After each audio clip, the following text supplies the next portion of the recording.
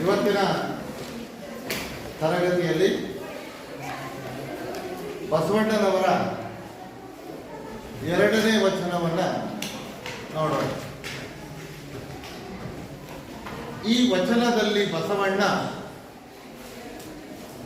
ಶಿವಪಥವನ್ನ ಅರಿಯುವ ಮಾರ್ಗವನ್ನ ನಮಗೆ ತಿಳಿಸಿಕೊಡ್ತಾರೆ. ಶಿವಪಥವನ್ನ ಅರಿಯುವ ಮಾರ್ಗವನ್ನ ತಿಳಿಸಿಕೊಡುವಂತಹ ಪ್ರಯತ್ನವನ್ನು ಇಲ್ಲಿ ಬಸವಣ್ಣ ಮಾಡಿದ್ದಾರೆ. ಮೂಲದಲ್ಲಿ ಸತ್ವವಿರದ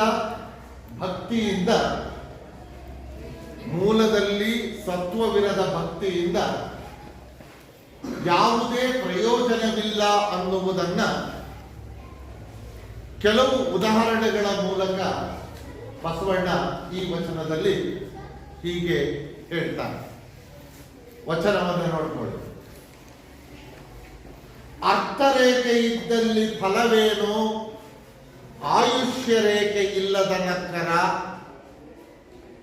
ಹಂದೆಯ ಕೈಯಲ್ಲಿ ಚಂದ್ರಾಯುಧವಿದ್ದಲ್ಲಿ ಫಲವೇನು, ಅಂಧಕನ ಕೈಯಲ್ಲಿ ದರ್ಪಣವಿದ್ದು ಫಲವೇನು, ಮರ್ಕಟನ ಕೈಯಲ್ಲಿ ಮಾಣಿಕವಿದ್ದು ಫಲವೇನು. ನಮ್ಮ ಕೂಡಲ ಸಂಗನ ಶರಣರ ಅರಿಯದವರ ಕೈಯಲ್ಲಿ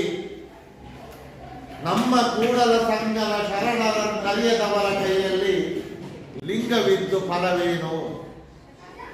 ನಮ್ಮ ಕೂಡಲ ಸಂಗನ ಶರಣರ ಅರಿಯದವರ ಕೈಯಲ್ಲಿ ಲಿಂಗವಿದ್ದು ಫಲವೇನು.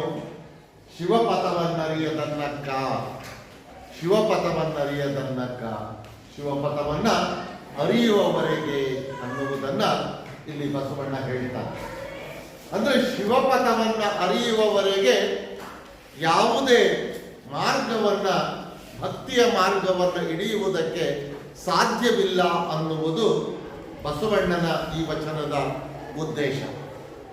ಒಂದೊಂದಾಗಿ ನಾವು ನೋಡ್ತಾ ಹೋದ್ರೆ, ಅರ್ಥರೇಖೆ ಇದ್ದಲ್ಲಿ ಫಲವೇನು, ಆಯುಷ್ಯ ರೇಖೆ ಇಲ್ಲದ ನಕ್ಕರ.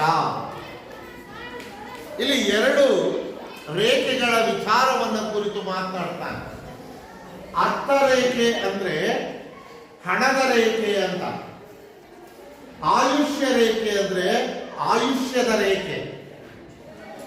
ಕೇವಲ ಕೈಯಲ್ಲಿ ಹಣದ ರೇಖೆ ಇದ್ದು ಆಯುಷ್ಯ ರೇಖೆ ಇಲ್ಲದಿದ್ದರೆ ಏನೂ ಪ್ರಯೋಜನವಿಲ್ಲ.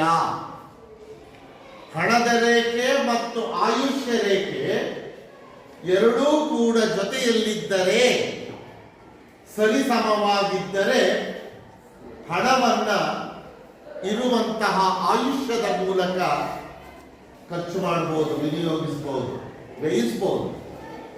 ಆದರೆ ಆಯುಷ್ಯವೇ ಇಲ್ಲದೆ ಕೇವಲ ಹಣದ ರೇಖೆ ಇರುವುದರಿಂದ ಯಾವುದೇ ಪ್ರಯೋಜನವಿಲ್ಲ. ಹಾಗಾಗಿ ಹಣದ ರೇಖೆ ಇರುವುದರ ಜೊತೆಗೆ ಆಯುಷ್ಯ ರೇಖೆಯೂ ಸಹ ಇರಬೇಕು. ಆಗ ನಮ್ಮ ಹಣವನ್ನ ನಾವು ವ್ಯಯಿಸುವುದಕ್ಕೆ, ಖರ್ಚು ಮಾಡುವುದಕ್ಕೆ ಅನುಕೂಲ ಆಗುತ್ತೆ. ಕೇವಲ ಹಣದ ರೇಖೆ ಇದ್ದು ಆಯುಷ್ಯವೇ ಇಲ್ಲದೆ ಹೋದರೆ ನಾವು ಎಷ್ಟೇ ಹಣವನ್ನು ಗಳಿಸಿದರೂ ಕೂಡ, ಗಳಿಸಿ ಕೂಡಿಡುವಂತಹ ಪ್ರಯತ್ನವನ್ನು ಮಾಡಿದರೂ ಕೂಡ ಹಣ ಯಾವುದೇ ಪ್ರಯೋಜನಕ್ಕೆ ಬರೋದಿಲ್ಲ.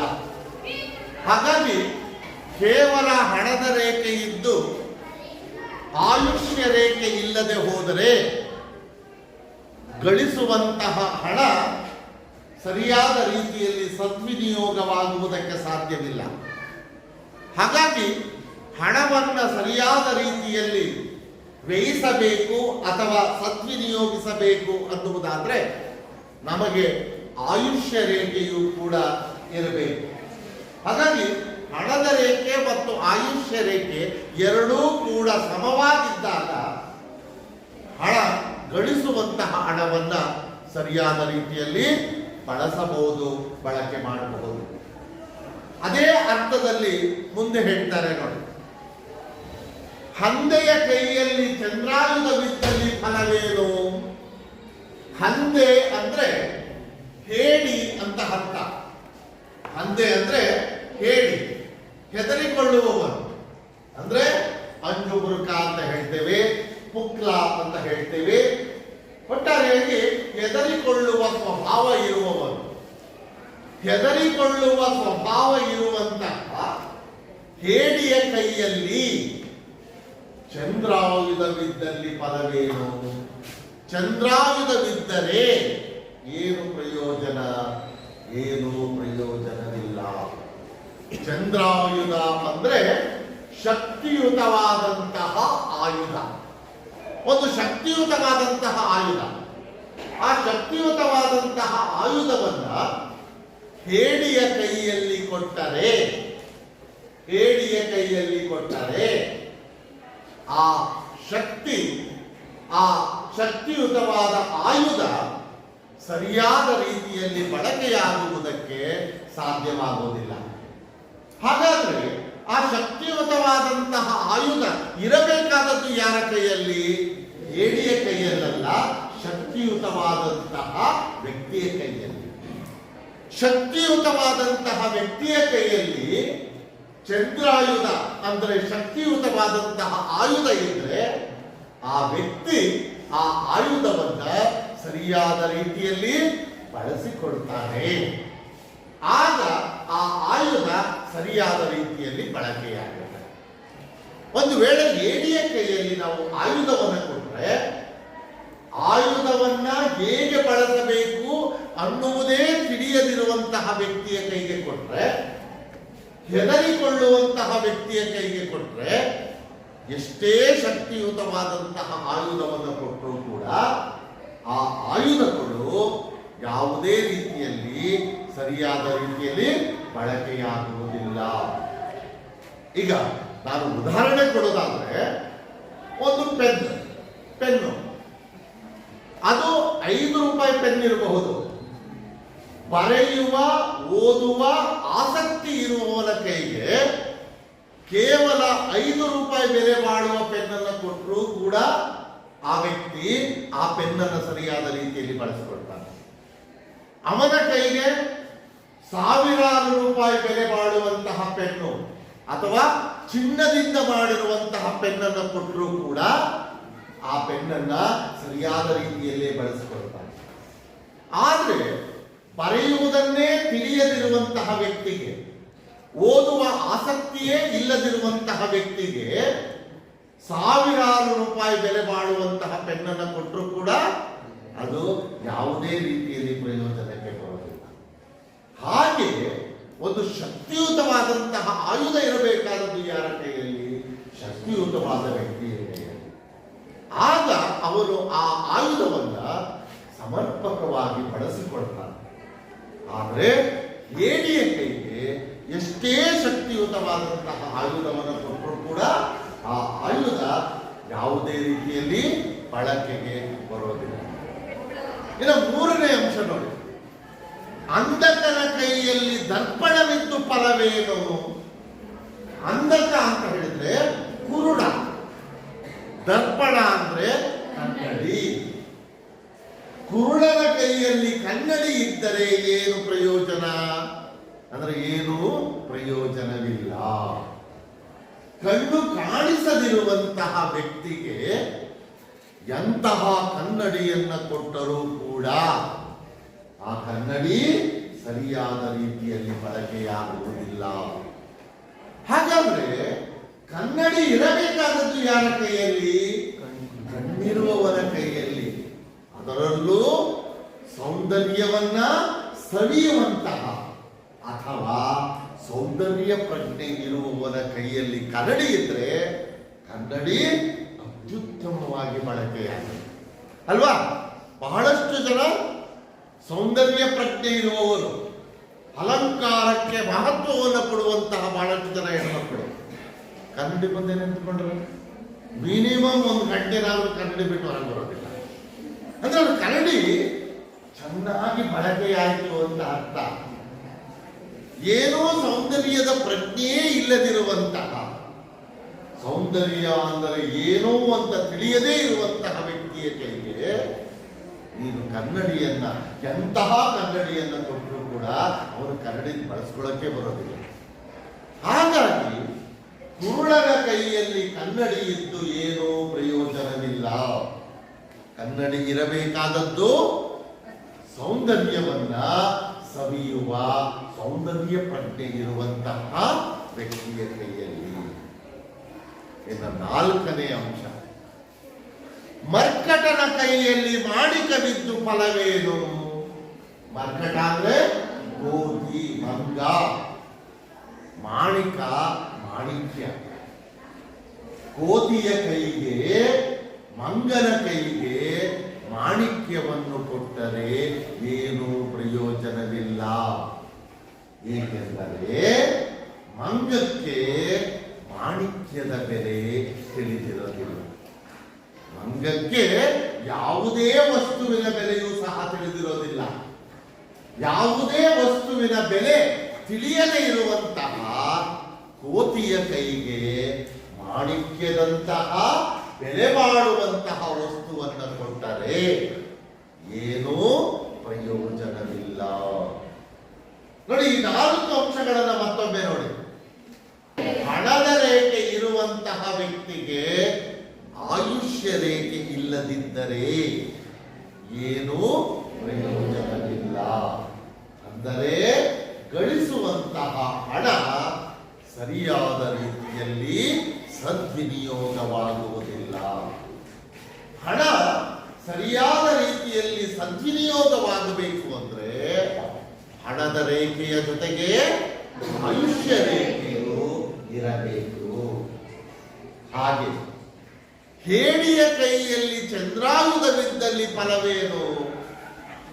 ಹೇಡಿಯ ಕೈಗೆ ಚಂದ್ರಾಯುಧವನ್ನ ಅಂದರೆ ಶಕ್ತಿಯುತವಾದಂತಹ ಆಯುಧವನ್ನ ಕೊಟ್ಟರೆ ಏನೂ ಪ್ರಯೋಜನವಿಲ್ಲ. ಹಾಗಾದರೆ ಶಕ್ತಿಯುತವಾದಂತಹ ಆಯುಧ ಇರಬೇಕಾದದ್ದು ಯಾರ ಕೈಯಲ್ಲಿ? ಶಕ್ತಿಯುತವಾದಂತಹ ವ್ಯಕ್ತಿಯ ಕೈಯಲ್ಲಿ. ಆಗ ಆ ವ್ಯಕ್ತಿ ಆಯುಧವನ್ನ ಸರಿಯಾದ ರೀತಿಯಲ್ಲಿ ಬಳಸಿಕೊಳ್ಳುತ್ತಾನೆ. ಅಂಧಕನ ಕೈಯಲ್ಲಿ ದರ್ಪಣವಿದ್ದು ಫಲವೇನು? ಕುರುಡನ ಕೈಯಲ್ಲಿ ಕನ್ನಡಿ ಇದ್ದು ಏನು ಪ್ರಯೋಜನ? ಕುರುಡನ ಕೈಯಲ್ಲಿ ಕನ್ನಡಿ ಇದ್ದರೆ ಏನು ಪ್ರಯೋಜನವಿಲ್ಲ. ಹಾಗಾದರೆ ಕನ್ನಡಿ ಇರಬೇಕಾದದ್ದು ಯಾರ ಕೈಯಲ್ಲಿ? ಸೌಂದರ್ಯ ಪ್ರಜ್ಞೆ ಇರುವಂತಹ ವ್ಯಕ್ತಿಯ ಕೈಯಲ್ಲಿ.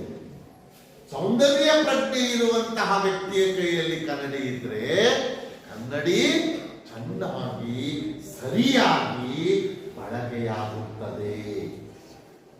ಹಾಗೆ ಮಂಗನ ಕೈಗೆ ಮರ್ಕಟನ ಕೈಯಲ್ಲಿ ಮಾಣಿಕವಿದ್ದು ಫಲವೇನು? ಮರ್ಕಟ ಅಂದ್ರೆ ಗೋಧಿ, ಮಂಗ. ಮಂಗನ ಕೈಯಲ್ಲಿ ಮಾಣಿಕ್ಯವಿದ್ದರೆ ಏನೂ ಪ್ರಯೋಜನವಿಲ್ಲ. ಏಕೆಂದರೆ ಮಂಗಕ್ಕೆ ಯಾವುದೇ ವಸ್ತುವಿನ ಬೆಲೆಯೂ ಸಹ ತಿಳಿದಿರುವುದಿಲ್ಲ. ಯಾವುದೇ ವಸ್ತುವಿನ ಬೆಲೆ ತಿಳಿಯದೇ ಇರುವಂತಹ ಕೋತಿಯ ಕೈಗೆ ಮಾಣಿಕ್ಯದಂತಹ ಬೆಲೆ ಬಾಳುವಂತಹ ವಸ್ತುವನ್ನು ಕೊಟ್ಟರೆ ಅದು ಸರಿಯಾಗಿ ಬಳಸಿಕೊಳ್ಳುವುದಿಲ್ಲ. ಹಾಗಾಗಿ ಆಯುಷ್ಯ ರೇಖೆಯ ಜೊತೆಗೆ ಹಣದ ರೇಖೆ ಅಥವಾ ಹಣದ ರೇಖೆಯ ಜೊತೆಗೆ ಆಯುಷ್ಯ ರೇಖೆ, ಶಕ್ತಿಯುತವಾದ ವ್ಯಕ್ತಿಯ ಕೈಯಲ್ಲಿ ಚಂದ್ರಾಯುಧ, ಸೌಂದರ್ಯ ಪ್ರಜ್ಞೆ ಇರುವವನ ಕೈಯಲ್ಲಿ ಕನ್ನಡಿ, ವಸ್ತುವಿನ ಬೆಲೆ ತಿಳಿದಿರುವಂತಹ ವ್ಯಕ್ತಿಯ ಕೈಯಲ್ಲಿ ಮಾಣಿಕ್ಯ ಇದ್ದರೆ ಅವುಗಳು ಸರಿಯಾದ ರೀತಿಯಲ್ಲಿ ಬಳಕೆಯಾಗುತ್ತವೆ. ಆದರೆ ಆಯುಷ್ಯ ಇಲ್ಲದವನಿಗೆ ಹಣದ ರೇಖೆ ಇದ್ದರೆ ಹಣ ಸರಿಯಾದ ರೀತಿಯಲ್ಲಿ ಬಳಕೆಯಾಗುವುದಿಲ್ಲ. ಹೇಡಿಯ ಕೈಯಲ್ಲಿ ಚಂದ್ರಾಯುಧವಿದ್ದರೆ ಚಂದ್ರಾಯುಧ ಸರಿಯಾಗಿ ಬಳಕೆಯಾಗುವುದಿಲ್ಲ. ಅಂಧಕನ ಕೈಯಲ್ಲಿ ಕನ್ನಡಿ ಇದ್ದರೆ ಕನ್ನಡಿ ಸರಿಯಾಗಿ ಬಳಕೆಯಾಗುವುದಿಲ್ಲ. ಮಂಗನ ಕೈಯಲ್ಲಿ ಮಾಣಿಕ್ಯವಿದ್ದರೆ ಮಾಣಿಕ್ಯ ಸರಿಯಾಗಿ ಬಳಕೆಯಾಗುವುದಿಲ್ಲ. ಈ ವಸ್ತುಗಳು, ಈ ಅಂಶಗಳು ಸರಿಯಾದ ರೀತಿಯಲ್ಲಿ ಬಳಕೆಯಾಗಬೇಕು ಅನ್ನುವುದಾದರೆ ಹಣದ ರೇಖೆ, ಆಯುಷ್ಯ ರೇಖೆ ಇರುವವನಿಗೆ ಇರಬೇಕು. ಶಕ್ತಿಯುತವಾದ ವ್ಯಕ್ತಿಯ ಕೈಯಲ್ಲಿ ಚಂದ್ರಾಯುಧವಿರಬೇಕು. ಸೌಂದರ್ಯ ಪ್ರಜ್ಞೆ ಇರುವವನ ಕೈಯಲ್ಲಿ ಕನ್ನಡಿ ಇರಬೇಕು. ಹಾಗೆ ವಸ್ತುವಿನ ಬೆಲೆ ತಿಳಿದಿರುವಂತಹ ವ್ಯಕ್ತಿಯ ಕೈಯಲ್ಲಿ ಮಾಣಿಕ್ಯವಿರಬೇಕು. ಆಗ ಈ ವಸ್ತುಗಳು ಸರಿಯಾದ ರೀತಿಯಲ್ಲಿ ಬಳಕೆಯಾಗುತ್ತವೆ. ಹಣ, ಚಂದ್ರಾಯುಧ, ದರ್ಪಣ, ಮಾಣಿಕ್ಯ ಇವುಗಳು ಸರಿಯಾದ ರೀತಿಯಲ್ಲಿ ಬಳಕೆಯಾಗುತ್ತವೆ. ಹಾಗೆಯೇ 5ನೇ ಸಾಲಿನಲ್ಲಿ ಹೇಳ್ತಾರೆ ನೋಡಿ, ನಮ್ಮ ಕೂಡಲ ಸಂಗನ ಶರಣರ ಅರಿಯದವರ ಕೈಯಲ್ಲಿ ಲಿಂಗವಿದ್ದು ಫಲವೇನು. ಕೂಡಲ ಸಂಗನ ಶರಣರನ್ನು ಅರಿಯದವರ ಕೈಯಲ್ಲಿ, ಕೂಡಲ ಸಂಗಮ ದೇವರನ್ನ ತಿಳಿಯದವರ ಕೈಯಲ್ಲಿ, ಅರ್ಥ ಮಾಡಿಕೊಳ್ಳದವರ ಕೈಯಲ್ಲಿ ಲಿಂಗವಿದ್ದರೂ ಏನೂ ಪ್ರಯೋಜನವಿಲ್ಲ, ಏನೂ ಪ್ರಯೋಜನವಿಲ್ಲ. ಲಿಂಗದ ಪ್ರಯೋಜನ ಯಾವಾಗ ಆಗುತ್ತೆ ಅಂದ್ರೆ ಕೂಡಲ ಸಂಗಮ ದೇವರನ್ನ ಅರಿತವರ ಕೈಯಲ್ಲಿ ಇದ್ದಾಗ ಮಾತ್ರ. ನಾವು ದೇವರನ್ನೇ ಅರಿತುಕೊಳ್ಳದೆ, ದೇವರನ್ನೇ ತಿಳಿದುಕೊಳ್ಳದೆ ಕೇವಲ ಕೈಯಲ್ಲಿ ಲಿಂಗವನ್ನು ಇಟ್ಟುಕೊಂಡು ಪೂಜಿಸುವುದರಿಂದ ಯಾವುದೇ ಪ್ರಯೋಜನ ಆಗುವುದಿಲ್ಲ. ಲಿಂಗ ಪ್ರಯೋಜನಕ್ಕೆ ಬರಬೇಕು ಅನ್ನುವುದಾದರೆ ಮೊದಲು ದೇವರನ್ನ, ಅಂದರೆ ಕೂಡಲ ಸಂಗಮ ದೇವರನ್ನ ಅರಿತುಕೊಳ್ಳಬೇಕು. ಅರಿಯದ ಹೊರತು ಲಿಂಗ ಕೈಯಲ್ಲಿದ್ದರೂ ಯಾವುದೇ ಪ್ರಯೋಜನ ಆಗುವುದಿಲ್ಲ. ಅದು ಎಲ್ಲಿಯವರೆಗೆ? ಶಿವಪಥವನ್ನರಿಯದನ್ನಕ್ಕ, ಶಿವಪಥವನ್ನ ಅರಿಯುವವರೆಗೆ. ಎಲ್ಲಿಯವರೆಗೆ ನಾವು ಶಿವಪಥವನ್ನ, ಶಿವನ ಮಾರ್ಗವನ್ನ ಅರಿತುಕೊಳ್ಳುವುದಿಲ್ಲವೋ ಅಲ್ಲಿಯವರೆಗೂ ಕೂಡಲ ಸಂಗಮ ದೇವ ಅರ್ಥವಾಗುವುದಿಲ್ಲ. ಕೂಡಲ ಸಂಗಮ ದೇವ ನಮಗೆ ಅರ್ಥವಾಗದಿದ್ದರೆ ಕೈಯಲ್ಲಿ ಲಿಂಗವಿದ್ದು ಯಾವ ಪ್ರಯೋಜನವೂ ಇಲ್ಲ, ಯಾವ ಪ್ರಯೋಜನವೂ ಇಲ್ಲ ಅನ್ನುವುದಕ್ಕೆ ಬಸವಣ್ಣನವರು ಕೆಲವು ಉದಾಹರಣೆಗಳನ್ನು ಕೊಡ್ತಾರೆ. ಕೇವಲ ಹಣದ ರೇಖೆ ಇದ್ದು ಆಯುಷ್ಯ ರೇಖೆ ಇಲ್ಲದಿದ್ದರೆ ಏನೂ ಪ್ರಯೋಜನವಿಲ್ಲ. ಹೇಡಿಯ ಕೈಯಲ್ಲಿ ಚಂದ್ರಾಯುಧವಿದ್ದರೆ ಏನೂ ಪ್ರಯೋಜನವಿಲ್ಲ. ಕುರುಡನ ಕೈಯಲ್ಲಿ ಕನ್ನಡಿ ಇದ್ದರೆ ಏನೂ ಪ್ರಯೋಜನವಿಲ್ಲ. ಮಂಗನ ಕೈಯಲ್ಲಿ ಮಾಣಿಕ್ಯವಿದ್ದರೆ ಏನೂ ಪ್ರಯೋಜನವಿಲ್ಲ. ಪ್ರಯೋಜನಕ್ಕೆ ಬರಬೇಕು ಅಂದ್ರೆ ಆಯುಷ್ಯ ರೇಖೆ ಇರುವವನ ಕೈಯಲ್ಲಿ ಹಣದ ರೇಖೆ ಇರಬೇಕು. ಶಕ್ತಿಯುತವಾದ ವ್ಯಕ್ತಿಯ ಕೈಯಲ್ಲಿ ಚಂದ್ರಾಯುಧವಿರಬೇಕು. ಸೌಂದರ್ಯ ಪ್ರಜ್ಞೆ ಇರುವವನ ಕೈಯಲ್ಲಿ ಕನ್ನಡಿ ಇರಬೇಕು. ವಸ್ತುವಿನ ಬೆಲೆ ತಿಳಿದಿರುವಂತಹ ವ್ಯಕ್ತಿಯ ಕೈಯಲ್ಲಿ ವಸ್ತು ಇರಬೇಕು. ಹಾಗೆಯೇ ಕೂಡಲ ಸಂಗಮ ದೇವರನ್ನ ಅರಿಯದವರದು ಕೈಯಲ್ಲಿ ಲಿಂಗವಿದ್ದರೂ ಪ್ರಯೋಜನವಿಲ್ಲ. ಎಲ್ಲಿಯವರೆಗೆ ಅಂದರೆ ಶಿವಪಥವನ್ನ ಅರಿಯುವವರೆಗೆ. ಎಲ್ಲಿಯವರೆಗೆ ನಾವು ಶಿವಪಥವನ್ನು ಅರಿಯೋದಿಲ್ವೋ ಅಲ್ಲಿಯವರೆಗೂ ನಮಗೆ ಕೂಡಲ ಸಂಗಮ ದೇವ ಅರ್ಥವಾಗುವುದಿಲ್ಲ. ಆ ಕೂಡಲ ಸಂಗಮ ದೇವರನ್ನ ಅರ್ಥ ಮಾಡಿಕೊಳ್ಳದ ಹೊರತು ಕೇವಲ ಕೈಯಲ್ಲಿ ಲಿಂಗವಿಟ್ಟು ಪೂಜಿಸುವುದರಿಂದ ಯಾವುದೇ ಪ್ರಯೋಜನವಿಲ್ಲ. ಹೀಗೆ ಬಸವಣ್ಣನವರು ಈ ವಚನದಲ್ಲಿ ಶಿವಪಥವನ್ನ ಅರಿಯುವ ಮಾರ್ಗವನ್ನ ಕುರಿತು ಹೀಗೆ ವಿವರಿಸುತ್ತಾರೆ.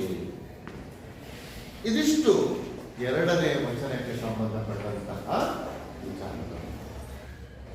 ಓಕೆ, ಈಗ ಮೂರನೇ ವಚನ. ಮೂರನೇ ವಚನದಲ್ಲಿ ಬಸವಣ್ಣ ಕಾಯಬೇಕಾದವರು ಕಾಯಬೇಕು, ಕಾಯಬೇಕಾದವರು ಕೊಲ್ಲಲು ಮುಂದಾದರೆ, ಕಾಯಬೇಕಾದವರು ಕೊಲ್ಲಲು ಮುಂದಾದರೆ ಅವರನ್ನು ರಕ್ಷಿಸಲು ಬೇರೆ ಯಾರಿಂದಲೂ ಸಾಧ್ಯವಿಲ್ಲ. ಹಾಗಾಗಿ ಕಾಯಬೇಕಾದವರು ಕಾಯಬೇಕೇ ವಿನಃ ಕೊಲ್ಲುವಂತಹ ಕೆಲಸಕ್ಕೆ ಮುಂದಾಗಬಾರದು. ಕಾಯುವವರ ಕೆಲಸ ಕಾಯುವುದು, ರಕ್ಷಿಸುವವರ ಕೆಲಸ ರಕ್ಷಿಸುವುದು. ರಕ್ಷಣೆ ಮಾಡುವವರೇ ಕೊಲ್ಲುವುದಕ್ಕೆ, ತೊಂದರೆ ಕೊಡುವುದಕ್ಕೆ ಮುಂದಾದರೆ ಅವರನ್ನು ರಕ್ಷಿಸುವುದಕ್ಕೆ ಬೇರೆ ಯಾರಿಂದಲೂ ಕೂಡ ಸಾಧ್ಯವಾಗುವುದಿಲ್ಲ. ರಾಘವಾಂಕ ಒಂದು ಕಡೆ ಒಂದು ಮಾತನ್ನ ಹೇಳ್ತಾರೆ, ನರ ಕೊಲ್ಲಲ್ ಹರ ಕಾಯುವನ್, ನರ ಕೊಲ್ಲಲ್ ಹರ ಕಾಯುವನ್, ಹರ ಕೊಲ್ಲಲ್ ನರ ಕಾಯುವನೇ. ನರ ಅಂದ್ರೆ ಮನುಷ್ಯ, ಮನುಷ್ಯ ಕೊಲ್ಲಲು ಮುಂದಾದರೆ ಹರ ಶಿವ, ಶಿವನು ಕಾಯುತ್ತಾನೆ, ಶಿವನು ರಕ್ಷಿಸುತ್ತಾನೆ. ಮನುಷ್ಯ ಕೊಲ್ಲಲು ಮುಂದಾದಾಗ ಶಿವ ರಕ್ಷಣೆಯನ್ನು ಕೊಡ್ತಾನೆ. ಹರ ಕೊಲ್ಲಲು ಶಿವನೇ ಕೊಲ್ಲುವುದಕ್ಕೆ ಮುಂದಾದರೆ ನರ ಕಾಯುವನೇ, ಮನುಷ್ಯನಿಂದ ರಕ್ಷಣೆ ಕೊಡುವುದಕ್ಕೆ ಸಾಧ್ಯವೇ? ಸಾಧ್ಯವಿಲ್ಲ. ಹಾಗಾಗಿ ರಕ್ಷಿಸುವವರು ರಕ್ಷಿಸಬೇಕೇ ವಿನಃ, ಕಾಯುವವರು ಕಾಯಬೇಕೇ ವಿನಃ ಕೊಲ್ಲುವಂತಹ ಕೆಲಸಕ್ಕೆ ಮುಂದಾಗಬಾರದು ಅನ್ನುವುದನ್ನ ಬಸವಣ್ಣ ಇಲ್ಲಿ ಹೀಗೆ ಹೇಳ್ತಾರೆ. ನೋಡಿ, ಆ ವಚನ ಹೀಗಿದೆ: ಒಲೆ ಹತ್ತಿ ಉರಿದಡೆ ನಿಲ್ಲಬಹುದಲ್ಲದೆ ಧರೆ ಹತ್ತಿ ಉರಿದಡೆ ನಿಲ್ಲಲು ಬಾರದು. ಏರಿ ನೀರುಂಬಡೆ ಬೇಲಿ ಕೈಯ ಮೇವಡೆ, ನಾರಿ ತನ್ನ ಮನೆಯಲ್ಲಿ ಕಳುವಡೆ, ತಾಯ ಮಲೆವಾಳು ನಂಜಾಗಿ ಕೊಲ್ಲುವಡೆ, ಇನ್ನಾರಿಗೆ ದೂರುವೆ ಕೂಡಲ ಸಂಗಮ ದೇವ, ಇನ್ನಾರಿಗೆ ದೂರುವೆ ಕೂಡಲ ಸಂಗಮ ದೇವ. ಎಂತ ಅದ್ಭುತವಾದಂತಹ ವಚನ ನೋಡಿ. ಈ ವಚನದಲ್ಲಿ ಹೀಗೆ ಹೇಳ್ತಾರೆ: ಒಲೆ ಹತ್ತಿ ಹುರಿದಡೆ ನಿಲ್ಲಬಹುದಲ್ಲದೆ ಧರೆ ಹತ್ತಿ ಹುರಿದಡೆ ನಿಲ್ಲಲು ಬಾರದು. ಒಲೆಯಲ್ಲಿ ಬೆಂಕಿ ಹುರಿತಾ ಇರುತ್ತೆ. ಒಲೆಯಲ್ಲಿ ಬೆಂಕಿ ಹತ್ತಿ ಉರಿಯುತ್ತಿರುವಾಗ ನಾವು ಒಲೆಯ ಪಕ್ಕದಲ್ಲಿ ನಿಂತುಕೊಳ್ಳಬಹುದು. ಯಾಕೆಂದ್ರೆ ಒಲೆ ಅಡಿಗೆ ಮಾಡುವ ಒಂದು ಸ್ಥಳ. ಅಡುಗೆ ಮನುಷ್ಯನ ಹಸಿವನ್ನು ನೀಗಿಸುವುದರ ಸಂಕೇತ. ಹಾಗಾಗಿ ಹೊಲೆಯಲ್ಲಿರುವಂತಹ ಬೆಂಕಿ ಮನುಷ್ಯನಿಗೆ ಅಪಾಯವನ್ನು ಉಂಟು ಮಾಡೋದಿಲ್ಲ. ಅದರಿಂದ ಮನುಷ್ಯನಿಗೆ ಉಪಯೋಗವೇ. ಅಡುಗೆ ತಯಾರಾಗುತ್ತೆ, ಆ ತಯಾರಾದಂತಹ ಅಡುಗೆಯಿಂದ ಮನುಷ್ಯ ತನ್ನ ಹಸಿವನ್ನು ನೀಗಿಸಿಕೊಳ್ತಾನೆ. ಹಾಗಾಗಿ ಒಲೆ ಹತ್ತಿ ಉರಿಯುತ್ತಿರುವಾಗ, ಒಲೆಯಲ್ಲಿ ಬೆಂಕಿ ಉರಿಯುತ್ತಿರುವಾಗ ನಾವು ಅದರ ಬಳಿಯಲ್ಲಿ ನಿಂತುಕೊಳ್ಳಬಹುದು. ಅದರಿಂದ ಮನುಷ್ಯನಿಗೆ ಯಾವ ಅಪಾಯವೂ ಇಲ್ಲ. ಆದರೆ ಧರೆ ಹತ್ತಿ ಉರಿದರೆ, ಭೂಮಿಯೇ ಹತ್ತಿಕೊಂಡು ಉರಿಯುವುದಕ್ಕೆ ಪ್ರಾರಂಭಿಸಿದರೆ ಮನುಷ್ಯನಿಗೆ ವಾಸಕ್ಕೆ ಯೋಗ್ಯವಾದಂತಹ ಜಾಗ ಮತ್ತೊಂದಿಲ್ಲ. ಮನುಷ್ಯನಿಗೆ ಆಧಾರವಾಗಿರುವುದು ಭೂಮಿಯೊಂದೇ, ವಾಸಿಸುವುದಕ್ಕೆ, ಬದುಕುವುದಕ್ಕೆ.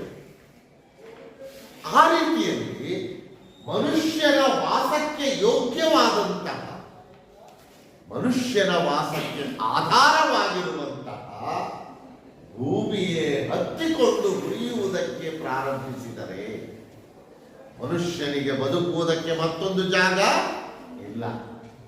ಹಾಗಾಗಿ ಧರೆ ಭೂಮಿ ಹತ್ತಿ ಉರಿಯುವುದಕ್ಕೆ ಪ್ರಾರಂಭಿಸಿದರೆ ಮನುಷ್ಯ ಭೂಮಿಯಲ್ಲಿ ಬದುಕುವುದಕ್ಕೆ ಸಾಧ್ಯವಾಗುವುದಿಲ್ಲ, ನಿಲ್ಲುವುದಕ್ಕೆ ಸಾಧ್ಯವಿಲ್ಲ. ಆದರೆ ಹೊಲೆಯು ಹತ್ತಿ ಉರಿಯುತ್ತಿರುವಾಗ, ಹೊಲೆಯಲ್ಲಿ ಬೆಂಕಿ ಹತ್ತಿ ಉರಿಯುತ್ತಿರುವಾಗ ನಿಂತುಕೊಳ್ಳಬಹುದು. ಆದರೆ ಭೂಮಿಯೇ ಹತ್ತಿ ಉರಿಯುವುದಕ್ಕೆ ಪ್ರಾರಂಭಿಸಿದರೆ, ಹೊತ್ತಿ ಉರಿಯುವುದಕ್ಕೆ ಪ್ರಾರಂಭಿಸಿದರೆ ನಿಲ್ಲುವುದಕ್ಕೆ ಮನುಷ್ಯನಿಗೆ ಮತ್ತೊಂದು ಸ್ಥಳ ಇಲ್ಲ. ಹಾಗೆಯೇ ಮುಂದಿನ ಉದಾಹರಣೆಗಳನ್ನು ಹೇಳ್ತಾರೆ. ಏರಿ ನೀರುಂಬಡೆ, ಏರಿ ನೀರುಂಬಡೆ, ಉಂಬಡೆ ಕುಡಿಯೋದು, ಉಣ್ಣೋದು.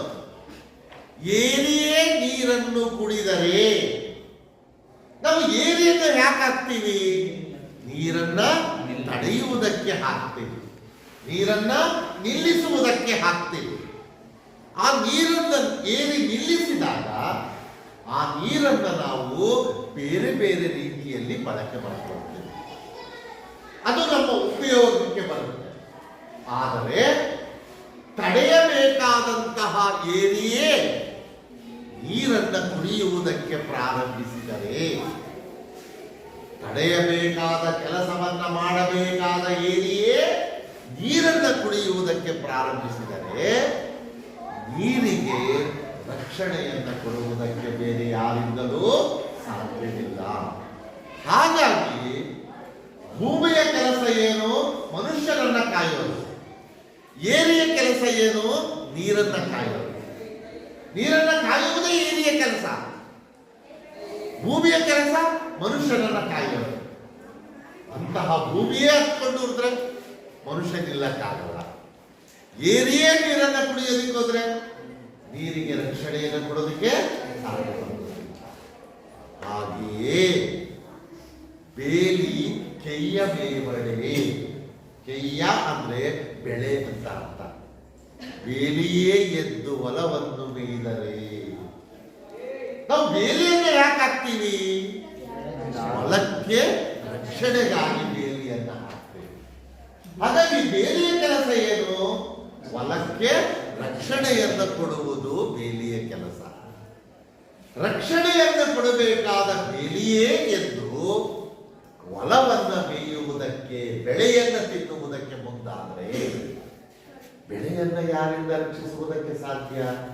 ಬೆಳೆಯನ್ನ ಕಾಪಾಡುವುದಕ್ಕೆ ಯಾರಿಂದ ಸಾಧ್ಯ? ಇಲ್ಲಿ ಬೇಲಿಯ ಕೆಲಸ ಬೆಳೆಯನ್ನ ಕಾಯುವುದು.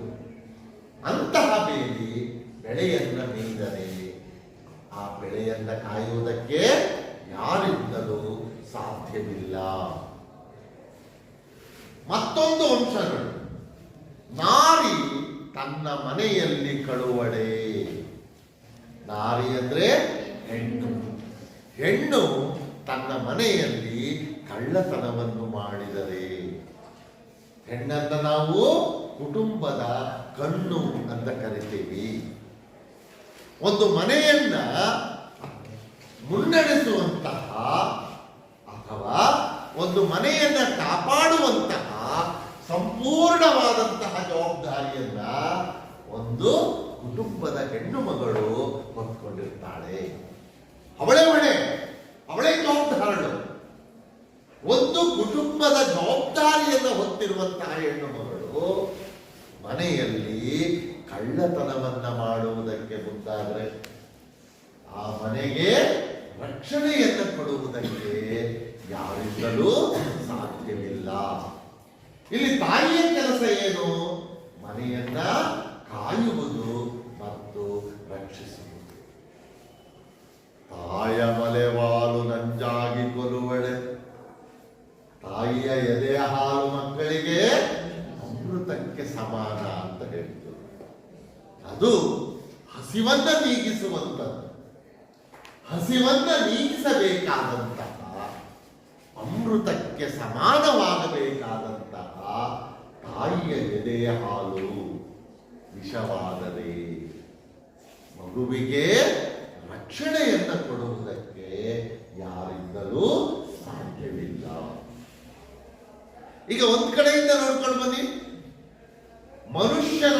ಕಾಯುವುದು ಭೂಮಿಯ ಕೆಲಸ, ನೀರನ್ನ ಕಾಯುವುದು ಏರಿಯ ಕೆಲಸ, ಬೆಳೆಯನ್ನ ಕಾಯುವುದು ಬೇಲಿಯ ಕೆಲಸ, ಮನೆಯನ್ನ ಕಾಯುವುದು ಹೆಣ್ಣಿನ ಕೆಲಸ, ಮಕ್ಕಳನ್ನ ಪೋಷಿಸುವುದು ತಾಯಿಯ ಕೆಲಸ. ಇದು ಅವರವರ ಜವಾಬ್ದಾರಿ. ಇದು ಅವರು ಅವರವರ ಜವಾಬ್ದಾರಿಗಳನ್ನ ಸಮರ್ಥವಾಗಿ ನಿಭಾಯಿಸಿದರೆ ಮುಂದೆ ಯಾವುದೇ ರೀತಿಯ ಅನಾಹುತಗಳು, ತೊಂದರೆಗಳು ಸಂಭವಿಸುವುದಿಲ್ಲ. ಅವರೇನಾದರೂ ಸ್ವಲ್ಪ ತಪ್ಪಿ ನಡೆದರೆ ಕಾಯಬೇಕಾದ ಭೂಮಿ ಹೊತ್ತಿ ಉರಿಯುವುದಕ್ಕೆ ಮುಂದಾದರೆ ಮನುಷ್ಯ ಬದುಕೋದಿಕ್ಕಾಗೋದಿಲ್ಲ. ಕಾಯಬೇಕಾದ ಏರಿ ನೀರನ್ನ ಕುಡಿಯುವುದಕ್ಕೆ ಮುಂದಾದರೆ ನೀರನ್ನ ಕಾಯುವುದಕ್ಕೆ ಸಾಧ್ಯ ಇಲ್ಲ. ಹಾಗೆ ಬೆಳೆಯನ್ನ ಕಾಯಬೇಕಾದ ಬೇಲಿ ಬೆಳೆಯನ್ನ ತಿನ್ನುವುದಕ್ಕೆ ಮುಂದಾದರೆ ಬೆಳೆಗೆ ರಕ್ಷಣೆ ಸಿಗೋದಿಲ್ಲ. ಮನೆಯನ್ನ ಕಾಯಬೇಕಾದ ಹೆಣ್ಣು ಮನೆಯಲ್ಲಿ ಕಳ್ಳತನಕ್ಕೆ ಮುಂದಾದರೆ ಮನೆಗೆ ರಕ್ಷಣೆ ಸಿಗೋದಿಲ್ಲ. ಮಕ್ಕಳನ್ನ ಪೋಷಿಸಬೇಕಾದ ತಾಯಿಯ ಎದೆ ಹಾಲು ವಿಷವಾದರೆ ಮಕ್ಕಳಿಗೆ ರಕ್ಷಣೆ ಸಿಗುವುದಿಲ್ಲ. ಹಾಗಾಗಿ ಅವರವರು ಅವರವರ ಕೆಲಸವನ್ನ ಸಮರ್ಥವಾಗಿ ಸರಿಯಾಗಿ ನಿಭಾಯಿಸಿದಾಗ, ಮಾಡಿಕೊಂಡು ಹೋದಾಗ ಯಾವುದೇ ರೀತಿಯ ಅನಾಹುತಗಳಾಗಲಿ ತೊಂದರೆಗಳಾಗಲಿ ಸಂಭವಿಸುವುದಿಲ್ಲ. ವ್ಯಕ್ತಿ ಸರಿಯಾಗಿದ್ದರೆ ಸಮಾಜವು ಸರಿಯಾದ ರೀತಿಯಲ್ಲಿ ನಿರ್ಮಾಣವಾಗುತ್ತದೆ. ಯಾರು ಯಾರು ಯಾವ ಯಾವ ಕೆಲಸಗಳನ್ನ ಮಾಡಬೇಕೋ ಆ ಕೆಲಸಗಳನ್ನ ಸಮರ್ಥವಾಗಿ ನಿಭಾಯಿಸಿದರೆ ಸಮಾಜದಲ್ಲಿ ಯಾವುದೇ ತೊಂದರೆಗಳು ಉದ್ಭವಿಸುವುದಿಲ್ಲ. ಆದರೂ ಕೂಡ ಇವತ್ತಿನ ಸಮಾಜದಲ್ಲಿ ಇಷ್ಟೊಂದು ಸಮಸ್ಯೆಗಳು ಸುಳಿಯಲ್ಲಿ ಸಿಕ್ಕಾಕೊಂಡು ಒದ್ದಾಡ್ತಿದ್ದೀವಲ್ಲ, ಈ ದೇಶದಲ್ಲಿ ಇಷ್ಟೊಂದು ಸಮಸ್ಯೆಗಳಿದ್ದಾವಲ್ಲ ಅಂದರೆ ಮನುಷ್ಯ ಏನನ್ನ ಮಾಡಬೇಕಾಗಿತ್ತೋ ಅದನ್ನ ಮಾಡದೆ ಏನನ್ನ ಮಾಡಬಾರದಾಗಿತ್ತೋ ಅದೆಲ್ಲವನ್ನ ಮಾಡ್ತಿದ್ದಾನೆ. ಈಗ ಉದಾಹರಣೆಗಳು, ನಾವು ಭ್ರಷ್ಟಾಚಾರದ ಬಗ್ಗೆ ಮಾತಾಡ್ತೀವಿ, ಸಮಸ್ಯೆಗಳ ಬಗ್ಗೆ ಮಾತಾಡ್ತೀವಿ. ಈಗ ಉದಾಹರಣೆಗೆ ರಾಜಕಾರಣಿಯಿಂದ ಬರೋಣ. ರಾಜಕಾರಣಿಯ ಕೆಲಸ ಏನು? ದೇಶ ಸೇವೆಯನ್ನ ಮಾಡುವುದು ರಾಜಕಾರಣಿಯ ಕೆಲಸ. ಆದ್ರೆ ಇವತ್ತು ರಾಜಕಾರಣಿಗಳು ಏನು ಮಾಡ್ತಿದ್ದಾರೆ? ದೇಶ ಸೇವೆಯನ್ನ ಮಾಡದೆ ಹಣದ ಲೂಟಿ ಮಾಡ್ತಿದ್ದಾರೆ. ಇದರಿಂದ ಭ್ರಷ್ಟಾಚಾರ ಪ್ರಾರಂಭವಾಗಿದೆ. ಇವತ್ತು ನಮ್ಮ ನ್ಯಾಯಾಲಯಗಳು ಏನಾಗಿದ್ದಾವೆ? ನ್ಯಾಯವನ್ನ ವಾದಿಸಬೇಕಾಗಿದ್ದ, ನ್ಯಾಯವನ್ನ ಕೊಡಬೇಕಾಗಿದ್ದಂತಹ ನ್ಯಾಯವಾದಿಗಳು ಇವತ್ತು ಸುಳ್ಳನ್ನ ಸತ್ಯ ಅಂತ ವಾದ ಮಾಡ್ತಿದ್ದಾರೆ. ಇದರಿಂದ ಏನಾಗ್ತಿದೆ? ನಿರಪರಾಧಿಗಳಿಗೆ ಶಿಕ್ಷೆಯಾಗ್ತಾ ಇದೆ, ಸಮಸ್ಯೆಗಳು ಉಲ್ಬಣ ಆಗ್ತಾ ಇದೆ. ಇದು ಕೇವಲ ಇದೊಂದು ಕ್ಷೇತ್ರ ಅಂತ ಅಲ್ಲ, ಪ್ರತಿಯೊಂದು ಕ್ಷೇತ್ರಗಳಲ್ಲಿಯೂ ಕೂಡ ಇದೇ ರೀತಿಯ ಸಮಸ್ಯೆ. ಹಾಗಾಗಿ ಯಾರು ಯಾರು ಯಾವ ಯಾವ ಕೆಲಸಗಳನ್ನು ಮಾಡಬೇಕು ಅವರವರು ಅವರವರ ಕೆಲಸಗಳನ್ನ ನಿಷ್ಠೆಯಿಂದ ಮಾಡಿದ್ರೆ ಸಮಾಜದಲ್ಲಿ ಯಾವ ಸಮಸ್ಯೆಗಳಾಗಲಿ ತೊಂದರೆಗಳಾಗಲಿ ಉದ್ಭವಿಸುವುದಿಲ್ಲ. ಹಾಗಾಗಿ ಆರೋಗ್ಯವಂತ ವ್ಯಕ್ತಿಯಿಂದ ಮಾತ್ರ ಆರೋಗ್ಯವಂತ ಸಮಾಜವನ್ನು ನಿರ್ಮಿಸುವುದಕ್ಕೆ ಸಾಧ್ಯ. ಇಲ್ಲಿ ಬಸವಣ್ಣ ಆ ಸ್ವಸ್ಥ ಸಮಾಜವನ್ನ, ಆರೋಗ್ಯವಂತ ಸಮಾಜವನ್ನ ಕಟ್ಟುವಂತಹ ಕೆಲವು ಉದಾಹರಣೆಗಳನ್ನ ಈ ವಚನದಲ್ಲಿ ಕೊಡ್ತಾರೆ. ಹಾಗಾಗಿ ಒಲೆ ಹತ್ತಿ ಉರಿಯುವಾಗ ಅದರ ಪಕ್ಕ ನಿಲ್ಲಬಹುದಲ್ಲದೆ ಭೂಮಿಯೇ ಹತ್ತಿ ಉರಿಯುವುದಕ್ಕೆ ಮುಂದಾದರೆ ಅದರ ಪಕ್ಕ ನಿಲ್ಲುವುದಕ್ಕೆ ಸಾಧ್ಯವಿಲ್ಲ. ಏರಿ ನೀರನ್ನ ಕುಡಿಯಲು ಮುಂದಾದರೆ ನೀರಿಗೆ ರಕ್ಷಣೆಯನ್ನು ಕೊಡುವುದಕ್ಕೆ ಸಾಧ್ಯವಿಲ್ಲ. ಏಕೆಂದರೆ ನೀರನ್ನ ಕಾಯುವುದು, ತಡೆಯುವುದು ಏರಿಯ ಕೆಲಸ.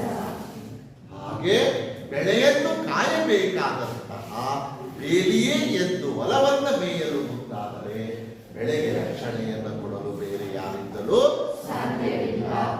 ಯಾಕೆಂದರೆ ಬೇಲಿಯ ಕೆಲಸ ಬೆಳೆಗೆ ರಕ್ಷಣೆಯನ್ನ ಕೊಡುವುದು. ಒಂದು ಹೆಣ್ಣು ಮನೆಯಲ್ಲಿ ಕಳ್ಳತನ ಮಾಡಲು ಮುಂದಾದರೆ ಮನೆಗೆ ರಕ್ಷಣೆಯನ್ನು ಕೊಡಲು ಬೇರೆ ಯಾರಿಂದಲೂ ಸಾಧ್ಯವಿಲ್ಲ. ಏಕೆಂದರೆ ಮನೆಯ ಜವಾಬ್ದಾರಿ, ಮನೆಯ ರಕ್ಷಣೆಯ ಜವಾಬ್ದಾರಿ ಆ ಹೆಣ್ಣಿನದು.